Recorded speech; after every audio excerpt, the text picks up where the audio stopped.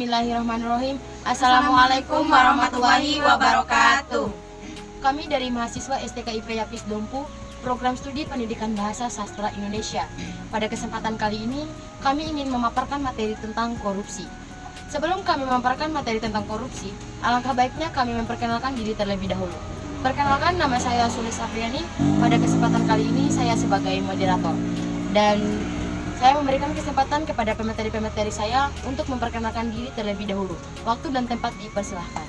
Baik, perkenalkan nama saya Ainul dan di samping saya. Perkenalkan, nama saya Fadila. Perkenalkan, nama saya Inang Sherly. Kembali ke moderator. Nah, jadi di sini pengertian korupsi adalah tindakan penyalahgunaan kekuasaan atau wewenang untuk keuntungan pribadi yang tidak sah. Ini mencakup berbagai bentuk tindakan yang dapat merusak masyarakat, pemerintah, dan ekonomi.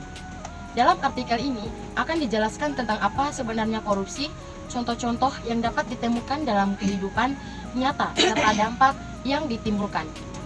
Baik, saya beri kesempatan kepada pemateri-pemateri saya untuk memaparkan lebih lanjutnya lagi. Kepada pemateri, waktu dan tempat dipersilahkan. Baik, saya akan menyampaikan materi tentang dampak korupsi. Adapun dampak korupsi, yang pertama, merusak kepercayaan masyarakat.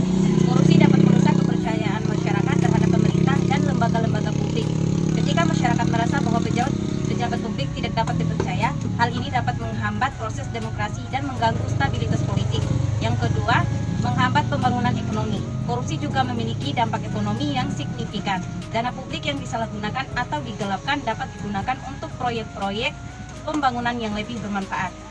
Yang ketiga, menciptakan ketenagakerjaan yang tidak adil. Korupsi dalam pengangkatan pejabat atau penunjukan kontrak dapat menghasilkan ketidaksetaraan dalam kesempatan kerja dan menciptakan ketenagakerjaan yang tidak adil. Dan yang keempat, merugikan sektor swasta. Korupsi juga dapat merugikan sektor swasta, terutama perusahaan yang bersaing untuk mendapatkan kontrak atau lisensi bisnis. Demikian dari saya, kembali ke moderator. Baik, terima kasih kepada pemateri pertama. Langsung saja saya berikan kesempatan kepada pemateri kedua untuk melanjutkan materinya. Waktu dan tempat dipersilahkan. Baik, terima kasih kepada moderator sebelumnya telah memberikan saya kesempatan. 2. Contoh korupsi. Berikut ini adalah contoh dari tindakan korupsi dalam kehidupan nyata yang banyak merugikan banyak orang. 1. Suap dalam birokrasi.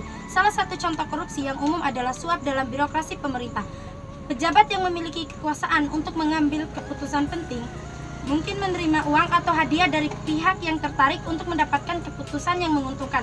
Hal ini dapat merusak proses pengambilan keputusan yang adil dan transparan.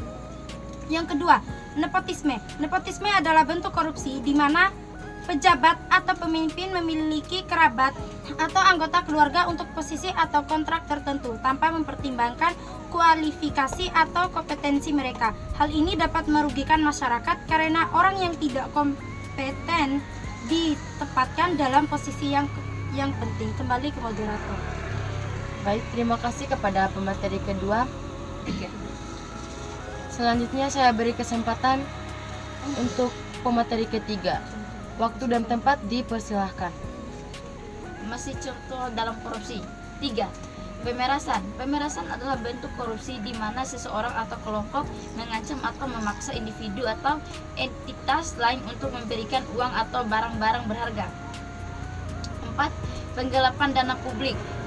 Penggelapan dana publik adalah tindakan korupsi di mana publik yang seharusnya digunakan untuk kepentingan masyarakat atau proyek-proyek yang penting digunakan untuk keuntungan pribadi. Ini dapat menghambat pembangunan ekonomi dan sosial. Baik, terima kasih kepada pemateri-pemateri saya yang sudah memaparkan materi tentang korupsi. Dan di setiap materi pasti ada kesimpulan. Jadi kesimpulannya, korupsi merupakan penyalahgunaan uang negara untuk keuntungan pribadi atau orang lain.